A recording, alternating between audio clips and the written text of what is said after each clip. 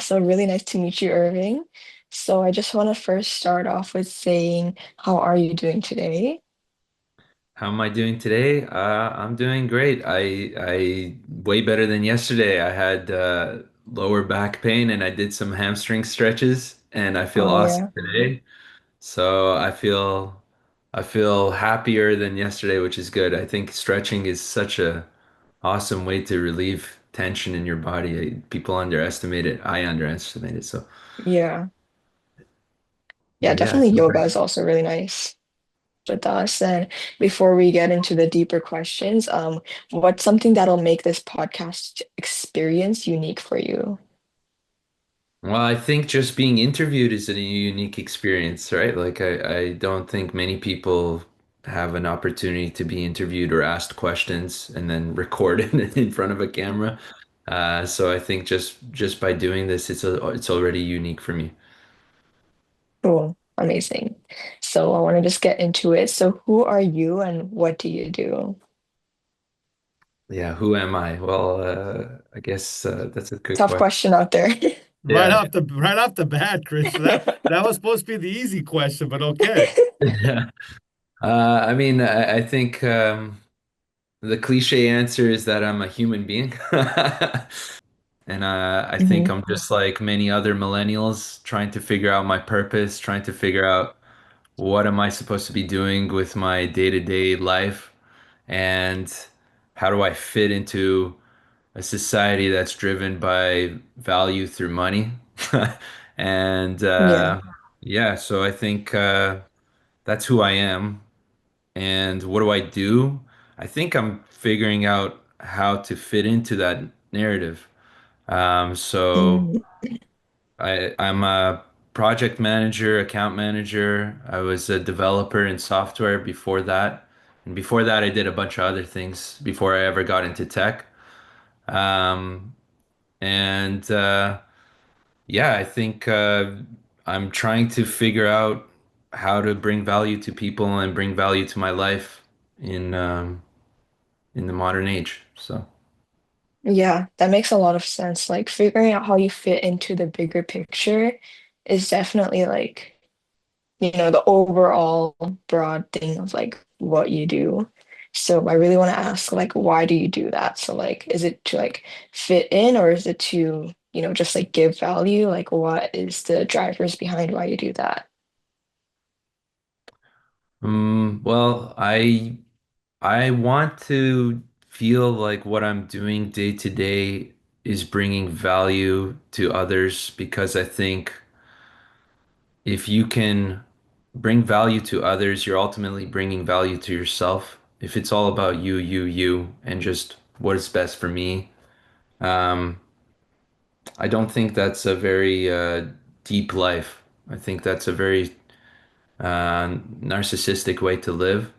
So I'm trying to figure out, okay, I ended up in this position in my career where I'm working in tech. I've played different roles in tech. How do I continue to bring value to others and bring values to myself by helping others while still being in tech? And so it started with being a developer. I was bringing value by writing code. And then slowly it transitioned to bringing value by talking to people and being a project manager and mostly bringing value to my team and protecting them and helping them navigate delivery, uh, to very quickly adapting projects and deliveries and timelines. And then from there, it's gone into account management, which is now more on the client side, focused on how do we bring value to people outside of the company. Uh, So I don't know if I answered your question, but Yeah, no, definitely. So would you say it's like the smaller things, like, like the smaller scale things that bring value to you and that you feel like you're giving value to someone?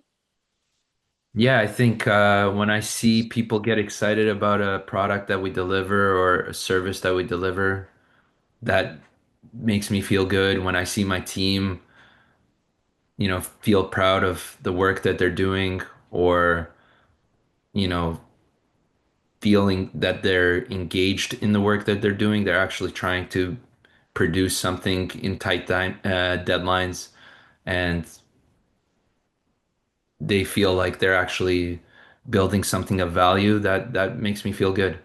That means that I'm a part of something that actually is resonating with either my team internally or our clients. Oh, yeah, that's great.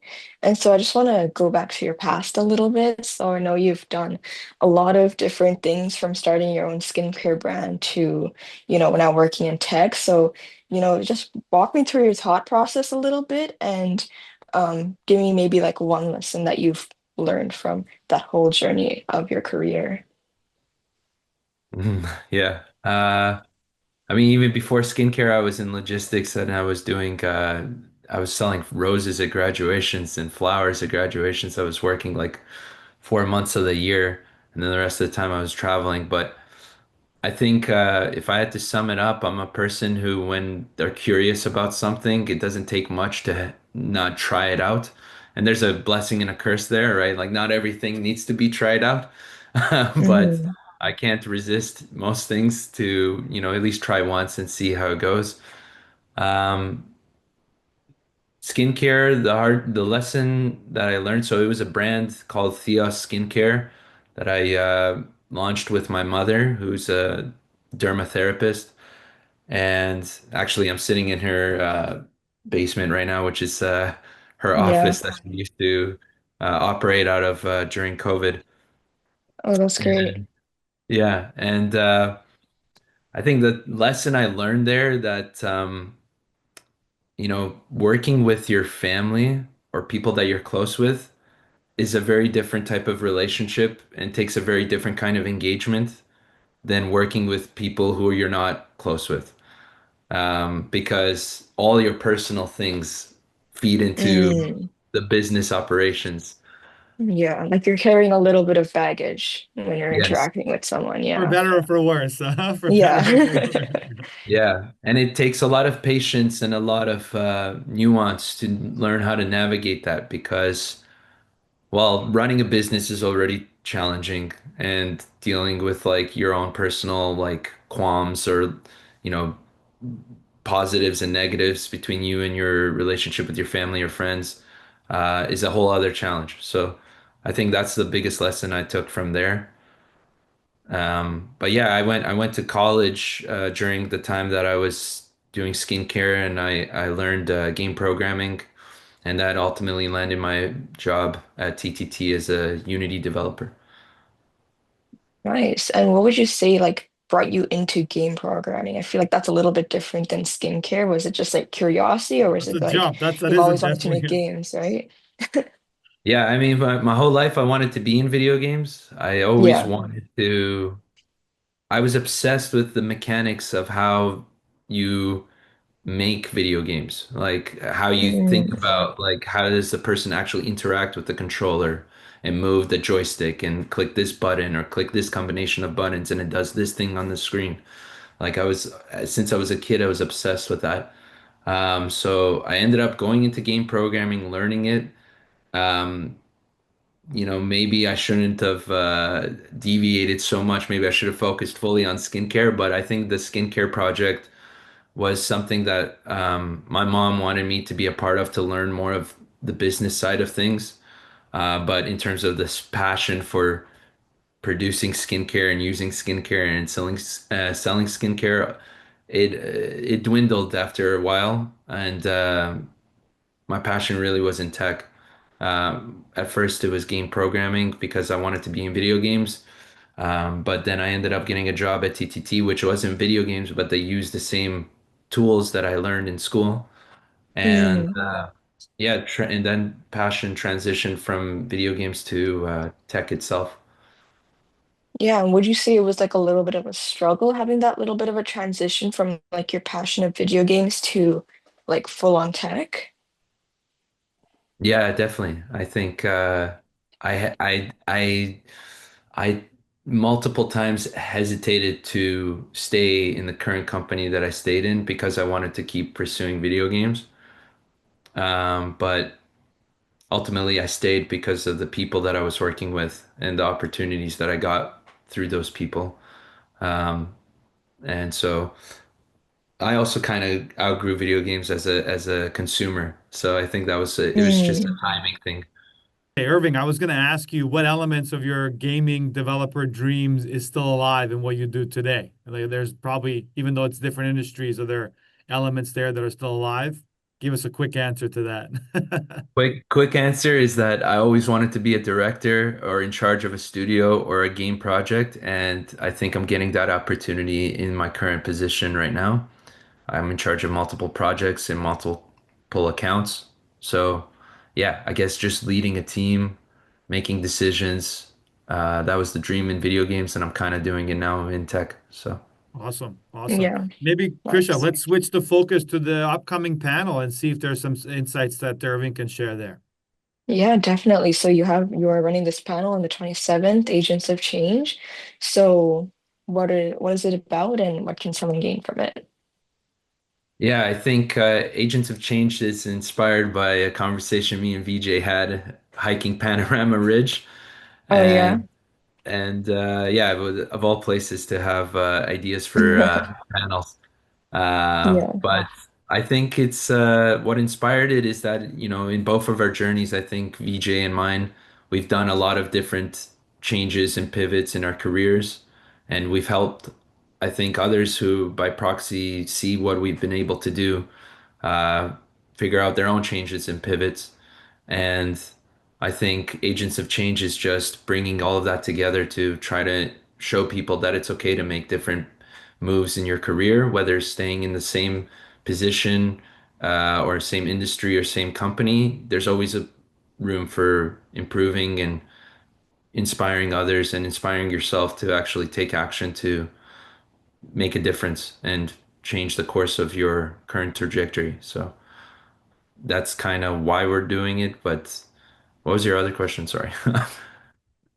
Um, I forgot my other question as well. No, But I think that was it. I think maybe just I'll ask another follow-up question to that, Irving. You know, you talk about having made pivots in your career, whether it's staying in the company or going out. You know, agents of change, transforming your organization from the inside out. My suspicion when we do it, we're going to be focusing a little bit more of the change within. Right? I Yeah. know sometimes there's this feeling that the grass is greener or that I want to make this sort of like, 180-degree change in my career. It seems like, Irving, you've had that. You've made those 180 degrees and now you're kind of making that change internally. What do you think is the importance of thinking about it from that internal perspective, making that sort of internal change in an organization versus looking for a new opportunity elsewhere? Yeah, I mean, it's person by person, case by case, but I think in my case specifically, you know, I've put 4 years in at TTT and now handled. I've gone from being a dev to an account manager.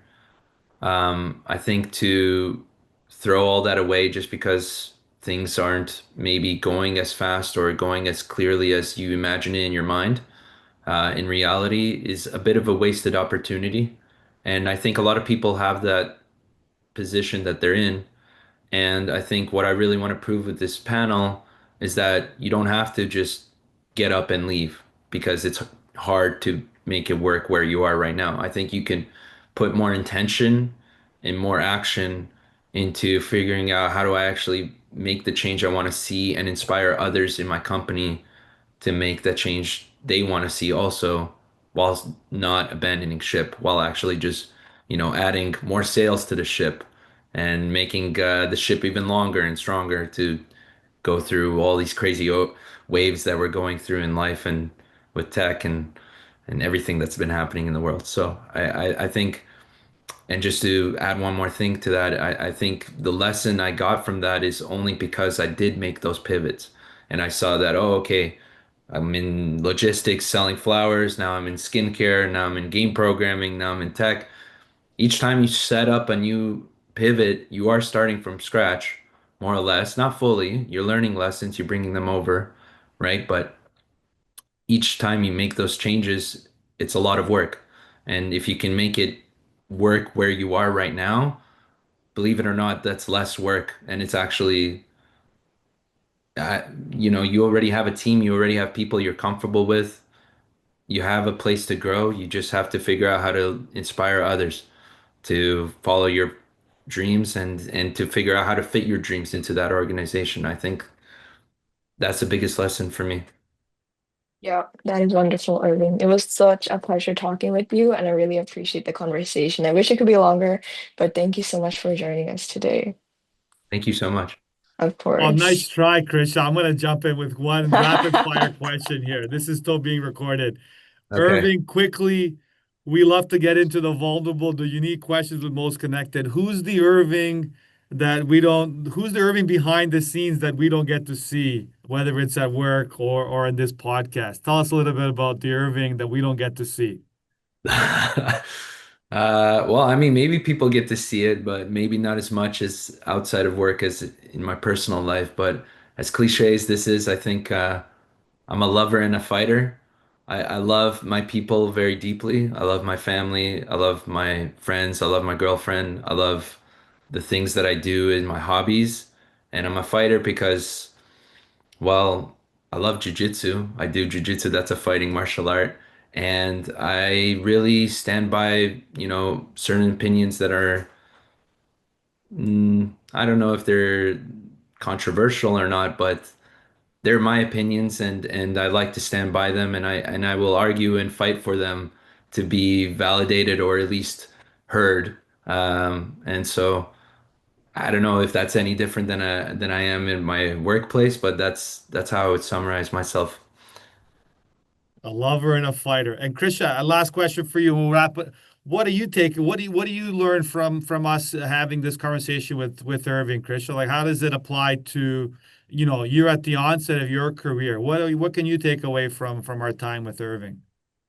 Yeah, definitely. Just like you can like make all these changes and like, you don't have to stick to one thing, but you can also, work at a place where you can fit your vision in it and you don't have to just like, go like off the rails basically. So that was something I'm taking away with me. Well, you can stick it out somewhere and make those meaningful changes. Is that right? Yeah. Yeah. Yeah. Yeah.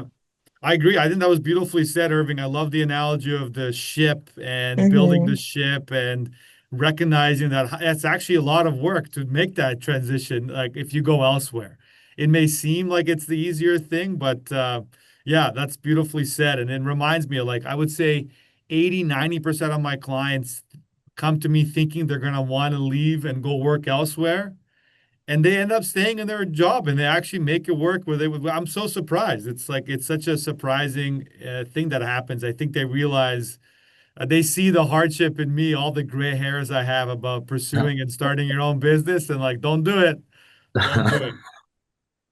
Yeah. No, it's Anyway, go Irving. Last words, and then yeah. no, I just want to say it's been great to even try to like verbalize these things that are in my head, and have somebody ask me these questions. I think is a great opportunity. So thank you so much for doing this and asking me. Of course. Thank you so much, Irving.